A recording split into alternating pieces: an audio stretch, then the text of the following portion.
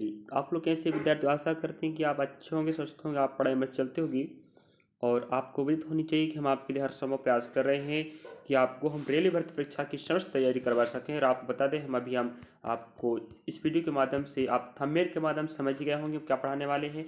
हम GK GS का analysis cover कर रहे हैं। ये रहेगा 7 मार्च का सेकंड शिफ्ट। ध्यान रखें, इसका हमने पहला शिफ्ट ही कवर करवाया है, लेकिन पहले शिफ्ट में हमने थोड़ा कम प्रश्न लिए थे। ध्यान रखें, इस बात में माफ़ी चाहते हैं। आप इस वीडियो के बाद हम 7 मार्च के सेकंड शिफ्ट के जितने भी प्रश्न आए थे, संभवतः सभी 50 प्रश्न माना जाए तो जितने भी हम डाटा मिला है, हम उतने प्रश्न आप कवर कराएंगे। तो बहुत सारे प्रश्न हमारे पास मिल चुके हैं। अगर आपका इस शिफ्ट में पेपर था तो अवश्य देखिएगा, और आगामी दिनों में है तो अवश्य देखें। दोनों बातें आपके लिए महत्वपूर्ण है। अगर आप एग्जाम हो गया तो आप बताइएगा कैसे प्रश्न आए थे। अगर नहीं हुआ है तो ध्यान रखें, ध्यान में रखते हुए इन प्रश्नों को पढ़ना है, क्योंकि जो प्रश्न आ रहे हैं ये हमें प्रश्नों के प्रकार बता रहा है कि किस प्रकार के प्रश्न आएंगे, और साथ में हमें प्रश्न का पैटर्न समझा रहा है। व कुछ प्रश्न ऐसे होंगे मेरे विद्यार्थी जो रिपीट होंगे। अगर आप पढ़ना चाहते हो और पढ़कर बेहतर विषय बनाना चाहते हो तो हम आपके साथ हैं। चलिए, और आपको बता देते हैं, हम एक तीर 3 शिकार कर रहे हैं। NTPC, group D, RPF, constable exam चालू हो चुका है। इसके लिए भी हम अलग से तैयारी करवा रहे हैं। मैथ्स का, रीजनिंग का, जीके जीएस का पीवाईक्यू क्लास चल रहा है, और वहीं पीवाईक्यू प्रश्न चल रहे हैं जो न्यू एडिशन या न्यू अपडेट के हिसाब से प्रश्न आ रहे हैं। आप चिंता न करें, मैथ्स, रीजनिंग, जीके जीएस तीनों पोर्शन कवर हो रहे हैं। तो जाके आप देखना चाहते हैं तो प्लेलिस्ट का नाम रहेगा आपका रेलवे भर्ती परीक्षा 2025-26 NTPC, group D, RPF, constable का लिस्ट डला, वहाँ पर आप देख सकते हो मैथ्स का, रीजनिंग का, जीके जीएस का। और अभी हम जो जीके जीएस का एनालिसिस कवर करा रहे हैं, इसका प्लेलिस्ट का नाम रहेगा RPF, constable, GK GS analysis. ठीक है, वहाँ जाके आप लोग विजिट कर सकते हो। दोनों प्लेलिस्ट एक बार विजिट करें। चलिए दिखाते हैं, लास्ट तक बने रहेगा, आपका बहुत बेनिफिट होने वाला है। हमसे उम्मीद रखें, हम आपके लिए हर संभव सही व ऑथेंटिक जानकारी लेकर आएंगे। चलिए, ऐसे प्रश्न यहाँ पूछ रहे हैं।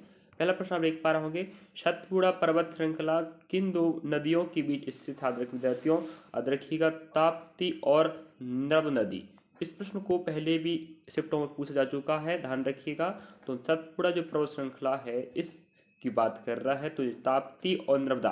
ध्यान रखें, नर्मदा नदी यहाँ बहेगी जो पूर्व से पश्चिम की ओर जाती है, और ताप्ती भी पूर्व से पश्चिम की ओर जाती है। इन दोनों के बीचों बीच कौन सी घाटी है? पर्वत श्रृंखला, याद रखिएगा। जो और किधर पड़ता है बोलेगे तो आप क्या बोलोगे? मध्य प्रदेश। ठीक है, चलिए अगला प्रश्न आप देख पा रहे होंगे, पंचतंत्र के लेखक कौन है? मैं जीके जीएस का पीवाईक्यू क्लास चला रहा हूं, तब भी हमें पुस्तक एक प्रश्न मिल रहा है, और 2025 एग्जाम चल रहे हैं, उन्हीं को हम ध्यान में रखते टॉपिक उठा रहे हैं। ध्यान रखें, मैथ्स का, रीजनिंग का, जीके जीएस का ध्यान रखते हुए विश्वास के साथ जाके प्लेलिस्ट करें विजिट और पढ़ें। और हम जीके जीएस का एनालिसिस कवर करा रहे हैं, तो वहाँ पर भी हमें एक एक पुस्तक मिल रहा है। बार बार बोल रहा हूँ मैं। तो पंचतंत्र के लेखक कौन? याद रखें विद्यार्थी, विष्णु शर्मा। अब आपको दिक्कत ना हो इसके लिए हम आपके लिए जानकारी बता देते हैं, जिससे क्या हो सके आप लोग अगर अन्य शिफ्टों में, अगर अन्य तारीखों में एग्जाम में प्रश्न पूछ ले अन्य पुस्तक तो बता पाओ। तो मुद्रा राक्षस पुस्तक है जिसके लेखक विशाख दत्त हैं। राजतरंगिणी पुस्तक है जिसके लेखक कलहड़ है। कथा सरित सागर पुस्तक शिव सोमदेव है। ध्यान रखें, आपको मुद्रा राक्षस प्रश्न पूछा जा चुका है, राजरानी पूछा जा चुका है। इस प्रकार से अगला देख रहे हैं, कामसूत्र भी प्रश्न पूछा जा चुका है, कथा सरित सागर पूछा जा चुका है। तो कामसूत्र के लेखक कौन हो? वात्सायन। तो हम आपको इतना ऐड जानकारी बता देंगे कि आप लोग बेहतर प्रश्न को बना सकते हो। चलिए, बस विश्वास होनी चाहिए आपको, है कि नहीं। प्रवास सदम भाषा ये पूछा नहीं है। बुद्ध चरित्र पुस्तक है जो अशु घोष ने लिखा है, बहुत कई बार पूछा जा चुका है। नाट्यशास्त्र की बात करें, भरतनाट्यम लिखा है। और अभिज्ञान शाकुंतलम, विक्रमादित्य, रघुवंशम, मेघदूतम, ये सब किसकी रचना है? कालिदास की। तो अभी तक हमें कालिदास के अभिज्ञान शाकुंतलम प्रश्न पूछा जा चुका है, रघुवंशम पूछा जा चुका है, विक्रमादित्य हो गया, है कि नहीं। इस प्रकार से इसके नाटक व कविता कहानियाँ बार बार पूछा रहता है। तो कालिदास की जितनी पुस्तकें याद रखिएगा उतने हम बता चुके हैं। चलिए, और जितनी पुस्तक हम बता रहे हैं, बुद्ध चरित्र को, नाट्यशास्त्र, सबको पूछेगा, याद रखिएगा। और देख लीजिएगा आप लोग, यहाँ पर देख पा रहे होंगे, यहाँ पर आप लोग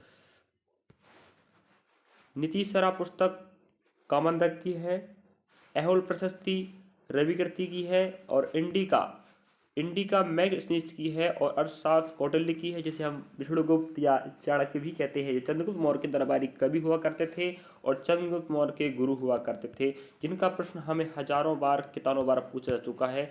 अर्थशास्त्र पूछेगा, इंडिका पूछेगा, कल्हड़ की पुस्तक पूछेगा, है कि नहीं। चलिए अगला प्रश्न देख लीजिएगा। अगला देख पा रहा होंगे आप लोग। और अभी चरक संहिता चरक की रचना है, लीलावती भास्कर द्वितीय की रचना है, हर्षचरित कदाम्बरी नंदावली नागानंद और रत्नावली। याद रखिएगा बाणा भट्ट की रचना है जो राजा हर्षवर्धन, तो आप जानते होंगे, नहीं जानते जानिएगा, राजा हर्षवर्धन के दरबारी कवि हुआ करते थे। याद रखिएगा इनके बारे में भी हमें किताब नंबर पूछेगा। हर्षवर्धन, बाणा भट्ट की हर्षचरित, कदाम्बरी, नागानंद और रत्नावली, ये क्या है, इनकी रचनाएं हैं।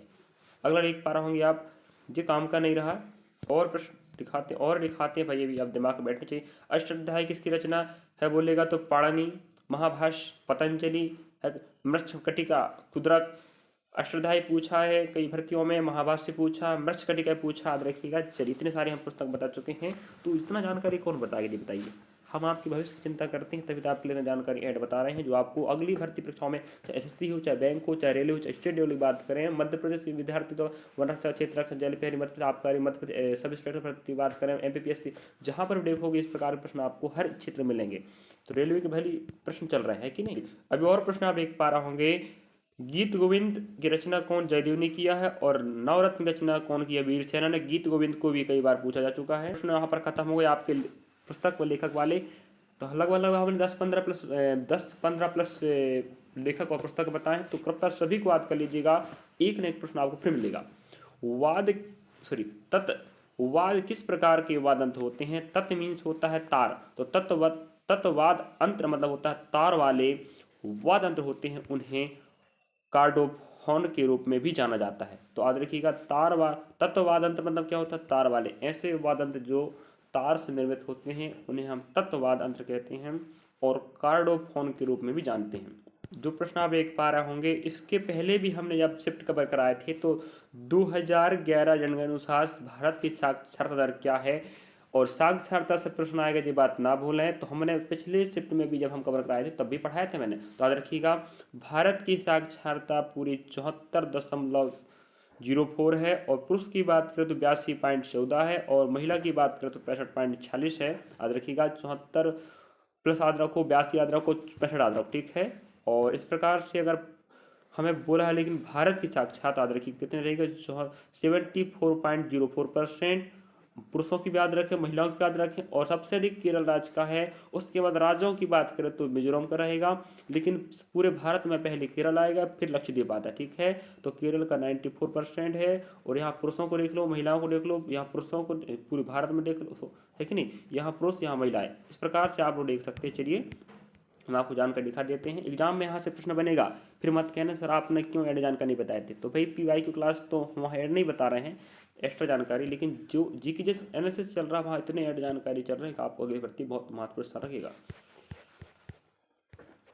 यहाँ पर चलिए, मोर काल में सबसे छोटी जगह को क्या कहते थे, और मोर काल का प्रश्न बार बार पूछ रहा है, 1857 क्रांति का प्रश्न बार बार पूछ रहा है कि नहीं।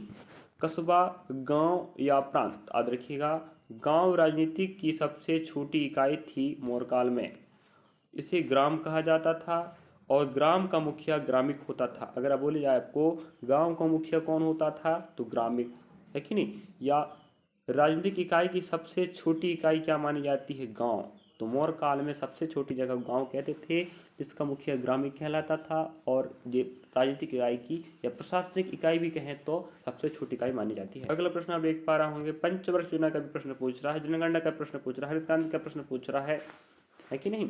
भारत की प्रथम पंचवर्ष योजना किस पर आधारित थी, है कि नहीं। प्रथम पंचवर्ष योजना भारत में आर्थिक विकास पर जोर दिया गया था, भारत में आर्थिक विकास पर बहुत जोर दिया गया था। इसे भारत के प्रथम प्रधानमंत्री जवाहरलाल नेहरू ने भारतीय संसद में प्रस्तुत किया था, और इसने मुख्य रूप से कृषि क्षेत्र पर ध्यान केंद्रित किया था, जिसमें बांधों और सिंचाई में निवेश शामिल था। उदाहरण में भाखड़ा नागल बांध के लिए भारी आवंटन किए गए थे। और यहाँ पर याद रखिएगा यह हेरोड डॉमर मॉडल पर आधारित था, इसने बचत बढ़ाने पर अधिक जोर दिया था। 1956 के अंत तक 5 ITI मतलब भारतीय प्रौद्योगिकी संस्थान, जिसे हम IIT कहते हैं, तो भारतीय प्रौद्योगिकी संस्थान की स्थापना हुई थी लगभग कितने 5। हमें जो भी प्रश्न पूछता है इस बात को ध्यान रखें, गांड बांध दीजिएगा, जो भी हम जानकारी दिखा रहे हैं और एक्स्ट्रा पढ़ा रहे हैं आपको बहुत नहीं बहुत बेनिफिट देगा, फिर बाद में पछताना नहीं भाई। एक बार देख कर जाओ पेपर देने, है कि नहीं, अगर आप अगला शिफ्ट में है तो। अगर आपको बोल देगा 5 आईआईटी कौन सी योजना में स्थापित किए गए, याद रखेंगे पहली में, और मॉडल का नाम पूछे तो क्या बोलेंगे, हेराल्ड डॉमर मॉडल। इसका मतलब इसने क्या बताया था, कम बचत पर जोर दें, अधिक बचाना।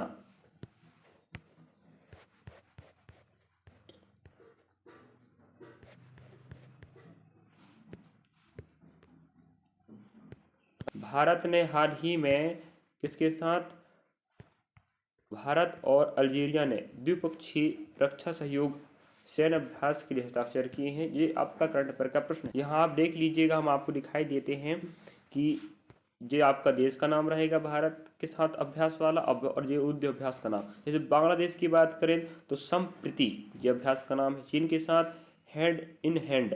इस प्रकार से हम दिखा देंगे, आप देख लीजिए। अगर देख पा रहे होंगे आप, इंडोनेशिया की बात करें तो गरुड़ शक्ति है, फ्रांस की बात कर सकती है, देखिए फ्रांस के साथ शक्ति और इंडोनेशिया के साथ गरुड़ शक्ति, कजाकिस्तान के साथ प्रबल दोस्तक और किर्गिस्तान के साथ खंजर।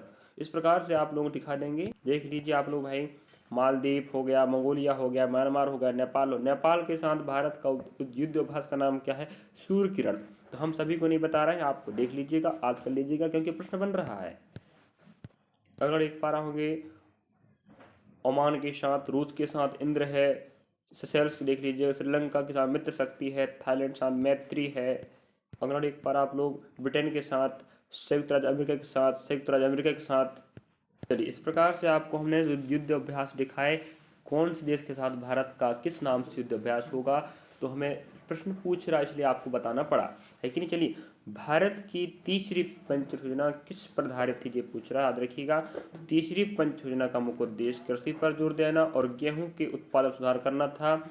और आपको पता होनी चाहिए कि तीसरी योजना 1900 क्षमा चाहिए, देखिए बता देते हैं। पहली 1951 से 56 के बीच, नेट 56 से 61 के बीच, नेट 61 से 66 के बीच संचालित हुई थी। अगर आपको अवधि बोल देगा तो उन पहला, दूसरा, तीसरा, है कि नहीं।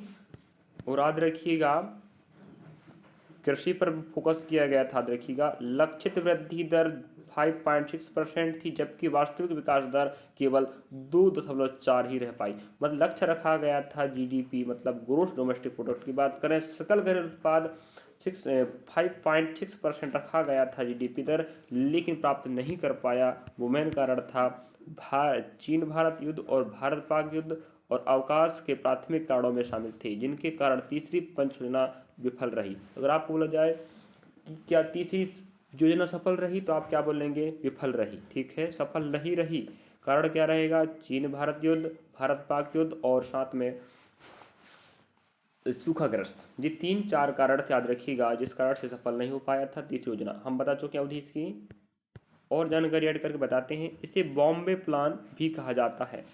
जोसेफ स्टालिन प्रथम व्यक्ति थे जिन्होंने सोवियत संघ, मतलब जिसे हम रूस कहते हैं, है कि नहीं, में वर्ष 1928 में पंचवर्ष योजना लागू किया था। तो याद रखिएगा, पूरे विश्व में अभी तक लगभग 158 देशों ने इसे अपनाया है भाई। इसलिए अब क्यों अपनाया है, अच्छा है इसलिए अपनाया। तो पंचवर्ष योजनाओं को हमारे पूरे विश्व में 158 देश अपनाया और उपयोग कर रहे हैं, और कुछ देशों ने इसको बंद कर दिया भाई। भारत ने तो बंद कर दिया फिलहाल अभी, है कि नहीं। हमारे भारत ने केवल 12 योजना संचालित किया है। लास्ट चला था 12 से 17 तक, मतलब 2012 से 2017 तक चला है। ये आपकी 12वीं योजना की कार्यकालावधि रहेगी। याद रखिएगा, पूरे विश्व में पहली बार 1928 में सोवियत संघ में जोसेफ स्टालिन ने इसको शुरुआत किया था, पंचवर्ष योजना। यहाँ पे में बहुत महत्वपूर्ण स्थान रखता है, प्रश्न आपको पूछ लेगा कि पहली बार शुरू कहाँ हुआ था, किसने किया था। अगला प्रश्न आप देख पा रहे होंगे, निम्नलिखित में से कौन सा बांध नर्मदा नदी पर बनाया गया है। अभी एक प्रश्न पूछा था, हमें पहले ही देख पा रहे होंगे। सतपुड़ा जो पर्वत श्रृंखला किन दो नदियों के मध्य स्थित, हमने क्या बोले, नर्मदा और ताप्ती, जो पूर्व से पश्चिम को बहती, जो अलग क्षेत्र भक्ति है। उसी प्रकार से फिर मध्य प्रदेश के प्रश्न पूछ लिया है। तो बांध नदी पर बना है, ऑप्शन दे के रखा होगा आपको। सरदार सरोवर बांध का निर्माण नर्मदा नदी पर किया गया, जो गुजरात के केवड़िया गांव में स्थित, याद रखिएगा। और बहुत प्रसिद्ध बांध है सरदार सरोवर बांध। देख पा रहे अगला प्रश्न आप लोग, 42वें संविधान संशोधन 1976 द्वारा कौन सा अनुच्छेद जोड़ा गया था। तो आपको पता होना चाहिए अनुच्छेद यहाँ दो भाग जोड़े गए थे और अनुच्छेद तो बहुत सारे जोड़े गए थे कि नहीं। इस प्रकार से हमें प्रश्न संशोधन से प्रश्न पूछ रहा। 42वां संविधान 1976 से भी कई प्रश्न पूछा जा चुका, याद रखिएगा। इंदिरा गांधी के नेतृत्व वाली भारतीय राष्ट्रीय कांग्रेस सरकार द्वारा आपातकाल 25 जून 1975 से 21 मार्च 1977 के दौरान अधिनियम पारित किया गया था। अब आगे बताते हैं, हमें प्रश्न पूछ रहा था क्या जोड़ा गया। तो याद रखिएगा संविधान में कई अनुच्छेद और दो भाग जोड़े गए थे। याद रखिएगा दो नए भाग, कब की बात हो रही, 42वां संविधान संशोधन 1976 में दो भाग जोड़े गए थे और अनुच्छेद बहुत सारे जोड़े गए थे। तो भाग देखिए आप लोग, भाग आप देख पा रहे होंगे 4A और ये आपका कितना है भाग 14A। तो भाग 4A और भाग 14A दो भाग जोड़े गए थे, याद रखिएगा। और अनुच्छेद 31D, 32A, 39A, 43A, 48A, 51A, 131A और 100, इस प्रकार से आप लोग देख सकते हो यहाँ पर, ठीक है। इतने सारे अनुच्छेद 42वां संविधान संशोधन 1976 में जोड़े गए थे और दो भाग जोड़े गए थे। याद रखें भाग दो ही जुड़े थे और अनुच्छेद इतने सारे जुड़े थे। इनमें से एक ऑप्शन आपको दे के रखा होगा, बाकी जो नहीं जुड़े थे उनको दे के रखा होगा, तो आपको याद करना पड़ेगा, ठीक ही नहीं। और इसी को भारत का लघु संविधान के नाम से भी जाना जाता है। किसको, भारतीय संविधान 1942 को, 1942 संविधान संशोधन को भारत का लघु संविधान संशोधन या लघु संविधान कहा जाता है। याद रखें इस बात को, कई बार प्रश्न पूछा जा चुका है। यहाँ पर बहुत महत्वपूर्ण फैक्ट ये है विद्यार्थियों, इसी संविधान संशोधन के दौरान भारतीय प्रस्तावना में, ठीक है, 42वां संविधान 1976 के तहत भारतीय प्रस्तावना में 3 नए शब्द जोड़े गए थे, जिनका भी जिक्र कई बार भर्ती परीक्षाओं में पूछ चुका है। याद रखिएगा समाजवादी, धर्मनिरपेक्ष और अखंडता, 1 2 3 तीन शब्द हो गए, कहाँ पर जोड़े गए, प्रस्तावना में, याद रखिएगा। और इसे संविधान की कुंजी कहा जाता है, प्रस्तावना, ठीक है। ये भी प्रश्न बन चुका है। प्रश्न आप देख पा रहे होंगे, निम्न में से किस सरकार द्वारा स्वर्ण सिंह समिति का गठन किया गया था। याद रखें, तो आप बता दें किस सरकार द्वारा, तो इंदिरा गांधी की कांग्रेस सरकार द्वारा सरदार स्वर्ण सिंह समिति का गठन किया गया था। याद रखें, तो स्वर्ण सिंह समिति की स्थापना 1976 में, कब, 1976 में इंदिरा गांधी सरकार द्वारा किया गया था। और आपको पता होनी चाहिए इंदिरा गांधी कौन थी, भारत की पहली प्रधानमंत्री, याद रखिएगा। और स्वर्ण सिंह समिति का प्राथमिक उद्देश्य था भारतीय संविधान में मौलिक कर्तव्यों को जोड़ना। आप समझ पा रहे होंगे, सरदार स्वर्ण सिंह समिति का प्राथमिक उद्देश्य क्या था, भारतीय संविधान में मौलिक कर्तव्यों को शामिल करना, याद रखना। और मौलिक कर्तव्यों को हमारे देश में रूस से लाया गया, जिसकी राजधानी मॉस्को है। और मुद्रा की बात करते हैं, क्या चलता है, रूबल है कि नहीं, क्या चलता है, रूबल। सुन के रख के कॉपी में रखना, दिमाग में रखना है, कॉपी में रखने में नहीं रखना है, समझे। हम इतना जानकारी आपको एक्स्ट्रा बता दे रहे हैं, जिससे आपको अगली शिफ्टों में, आप दिनों में, एग्जाम में आपको कोई दिक्कत नहीं होगा। समिति की सिफारिश के आधार पर 1976 में 42वां संविधान अधिनियम लागू किया गया, जिसने भारतीय संविधान के भाग 4A में मौलिक कर्तव्यों को इनकावन का में या ए में जोड़ा गया, जिसमें 10 को जोड़ा गया था और एक बाद में जोड़ा गया है। ध्यान रखेंगे, जो कब जोड़ा गया है आपको पता होनी चाहिए, वो जोड़ा गया है 11 नंबर का 86वां संविधान संशोधन 2002 को, याद रखिएगा। पहले 10 हुआ करते थे, अब हो गया 11, जो 86वां 2002 में जोड़ा गया है। अगला प्रश्न आप देख पा रहे होंगे, भारतीय रिजर्व बैंक का गठन किस अधिनियम के तहत हुआ, याद रखिए। तो स्थापना भारतीय रिजर्व बैंक अधिनियम 1934 के प्रावधान के अनुसार अब 1 अप्रैल 1935 में हुआ है। तो अधिनियम की बात करें तो आप बोलेंगे 1934, ठीक है।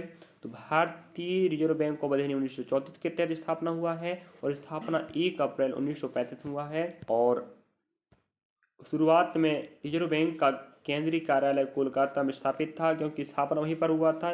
जिसके बाद वर्ष 1937 में स्थायी रूप से मुंबई महाराष्ट्र में स्थापित कर दिया। अगर स्थापना हुआ था तो कहाँ, कोलकाता पश्चिम बंगाल में। वर्तमान मुख्यालय कहाँ पर, केंद्रीय कार्यालय, इसके शाखाएं तो बहुत हैं, लेकिन केंद्रीय कार्यालय मुंबई महाराष्ट्र में, याद रखेंगे। यहाँ पर एक प्रश्न और बनता है कि भारतीय रिजर्व बैंक का राष्ट्रीयकरण कब हुआ, तो 1 जनवरी 1949 को हुआ था। स्थापना याद रखिएगा कहाँ पर हुआ था, वर्तमान मुख्यालय कहाँ पर है। इसके जस्ट हमें पिछले 7 मार्च के पहला शिफ्ट में प्रश्न पूछा था कि प्रथम भारतीय RBI गवर्नर कौन थे, तो हमने क्या बोले थे, CD देशमुख। आधा कर लो मेरे विद्यार्थियों, मैं बोल ही रहा हूँ बार बार आपको, जो प्रश्न एक बार पूछा जा चुका उससे संबंधित प्रश्न फिर पूछेगा बार बार। तो देखो ना, बैंक का प्रश्न पिछले शिफ्ट में पूछा था, यहाँ पर सेकंड शिफ्ट चला रहा है फिलहाल, वहाँ फिर पूछ लिया, थोड़ा सा बदल दिया ना प्रश्न, लेकिन पूछा तो उसी टॉपिक का है। तो आप क्यों नहीं पढ़ रहे, ये बताओ, पढ़ रहे हैं ना? ठीक है। अगला प्रश्न देखिएगा, दक्षिण अमेरिका के देशों के लिए एक प्रमुख फुटबॉल प्रतियोगिता है, यह है कौन? कोपा। याद रखिएगा, कोपा क्या है? दक्षिण अमेरिका के देशों के लिए प्रमुख फुटबॉल प्रतियोगिता है। 1916 में दक्षिण अमेरिका फुटबॉल चैंपियनशिप के रूप में शुरू की गई थी, 1916 में शुरू किया गया था। और 2025 कोपा अमेरिका का 19वां संस्करण है, याद रखिएगा।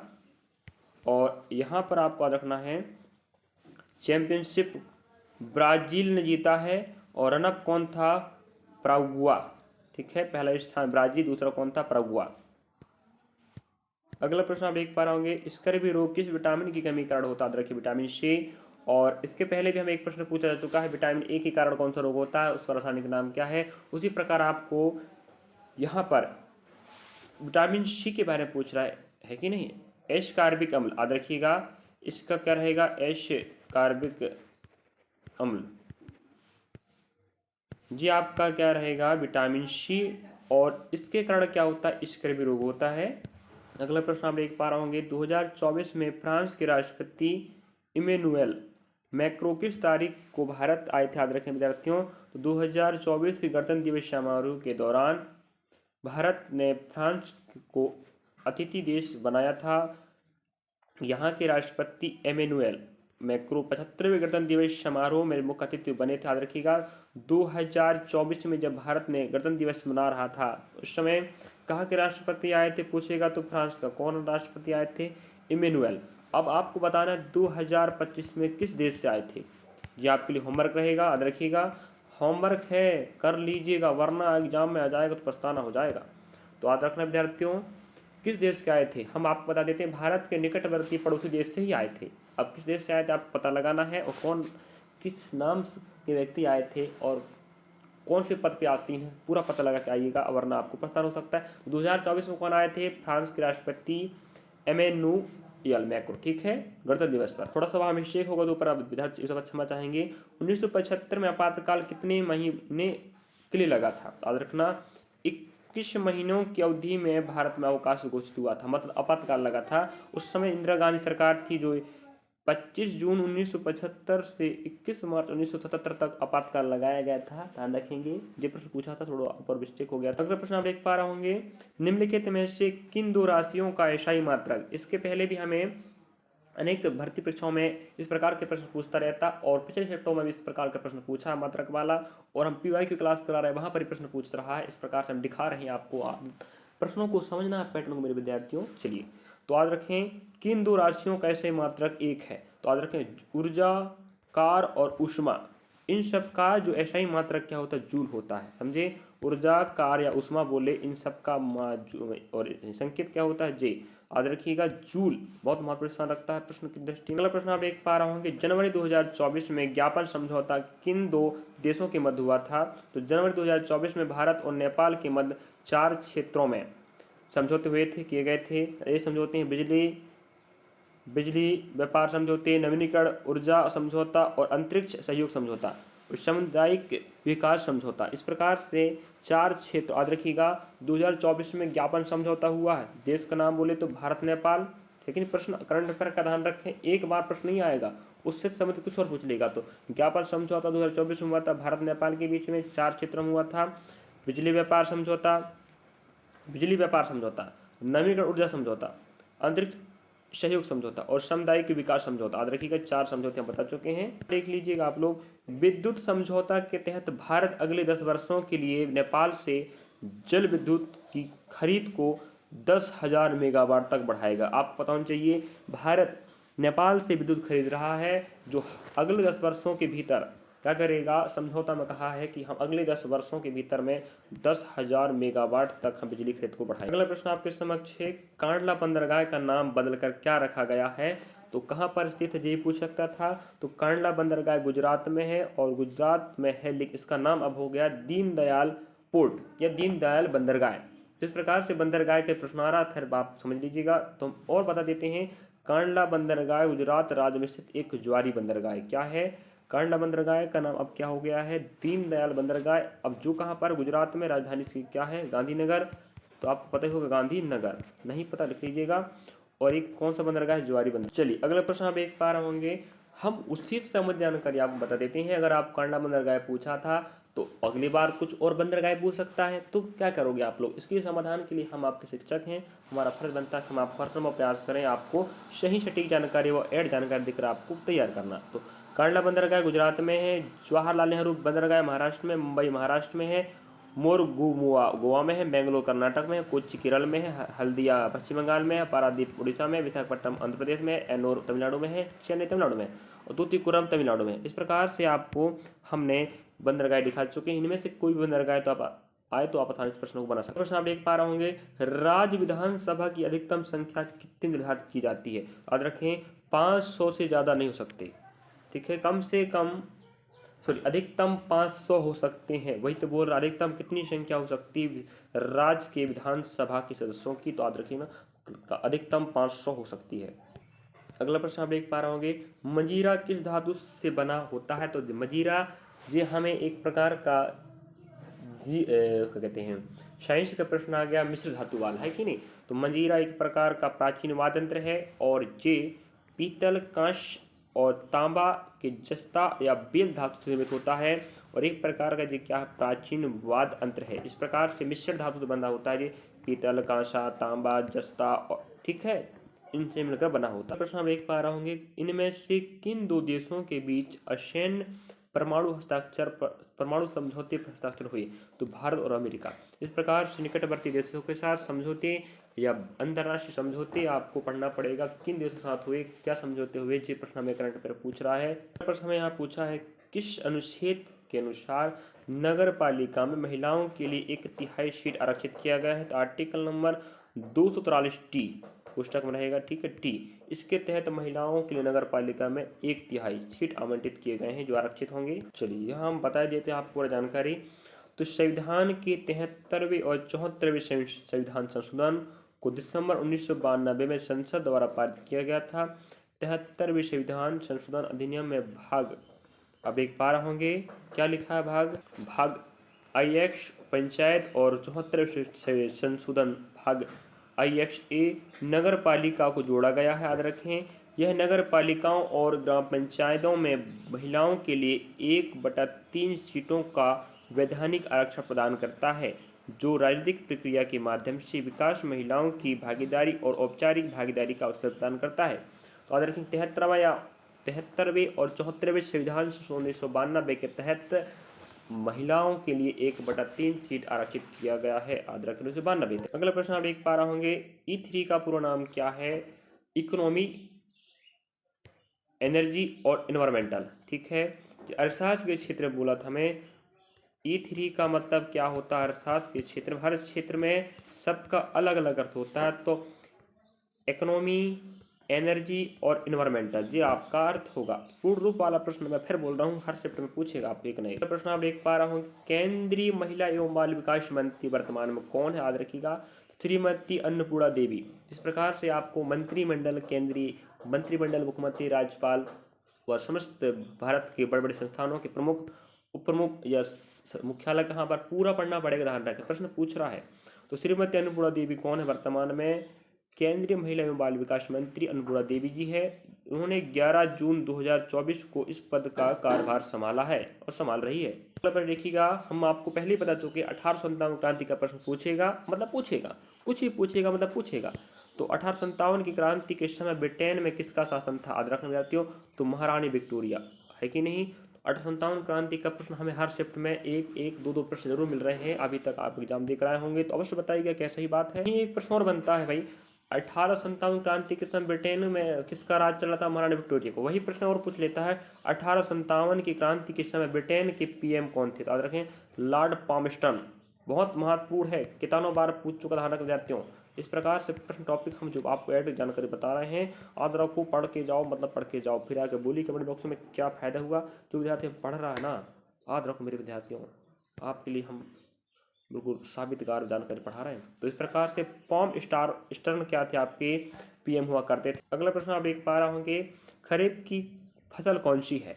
तो खरीफ की फसल और रबी की फसल आपको पता होनी चाहिए, खरीफ की फसल रबी की फसल है कि नहीं। तो खरीफ की फसल कौन है? धान, चावल, मक्का, ज्वार, बाजरा, मूंग, मूंगफली, गन्ना, सोयाबीन, उड़द और तुअर। सब के सब क्या कहलाते हैं आपकी खरीफ की फसल। रबी फसल की बात करें, रबी, खरीफ और जायद, ये तीनों मौसम में उगाई जाने वाली फसलें हैं। ये फसलें भारत में उगाई जाने वाली प्रमुख फसलें हैं।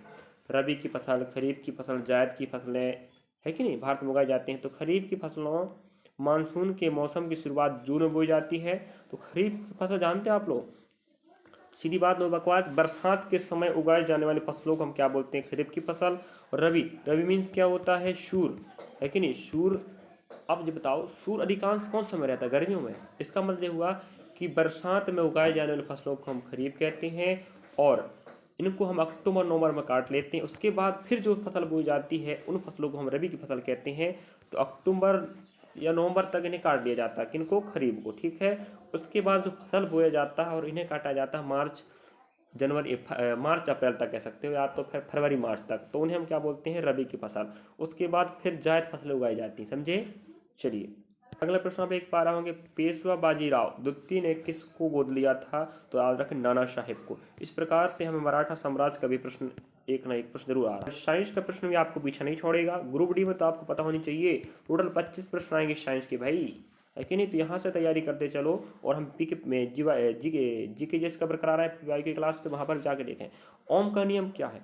तो ओम का नियम कहता है भाई, स्थिर तापमान पर दोनों बिंदुओं के बीच एक चालक के माध्यम से प्रवाहित होने वाली धारा दो बिंदुओं पर वोल्टेज के समानुपात होती है, जी ओम का नियम कहता है, ठीक है।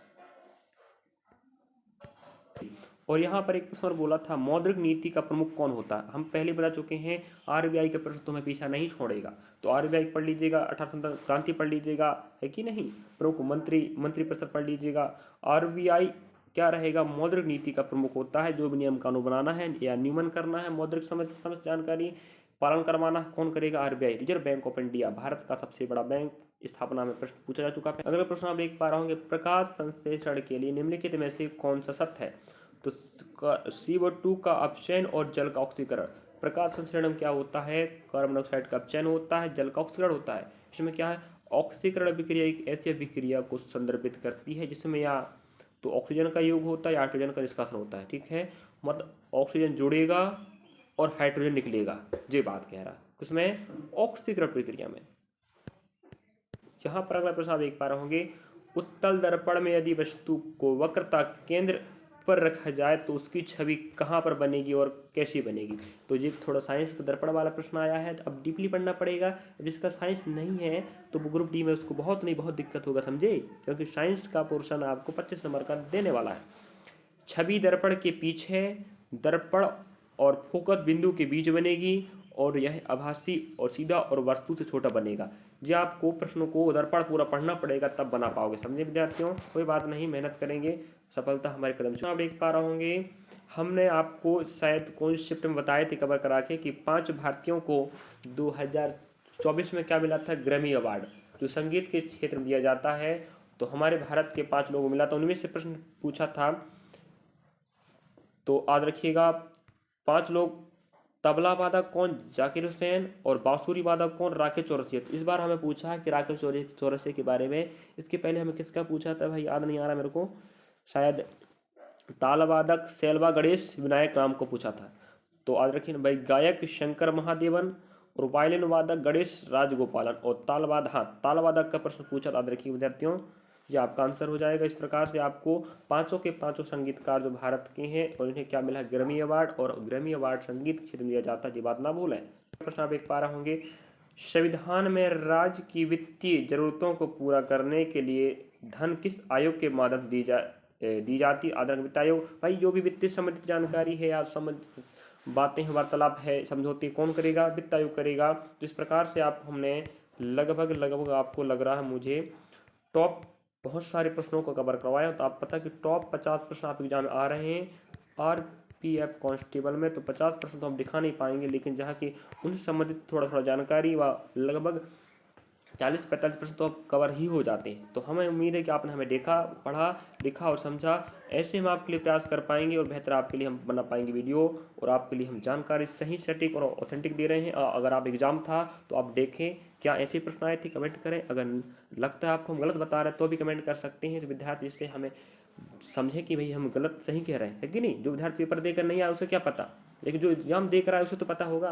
वो कमेंट कीजिएगा क्या ऐसे प्रश्न आए थे। और जो विद्यार्थी नहीं पेपर दिए हैं आप चिंता ना करें, मैं आपको ऑथेंटिक और सही जानकारी दूंगा। विश्वास के साथ पढ़ें लिखें, हम आपके साथ हैं। हर समय प्रयास करूंगा मैं आपको आगे बढ़ाने के लिए। तो आप जाके देखें मैथ्स का वीडियो, रीजनिंग का और जीके का। हम PYQ क्लास करा रहे हैं 2025 भर्ती के लिए, NTPC ग्रुप डी और RPF कांस्टेबल के लिए। चिंता ना करें, जाके पढ़ें।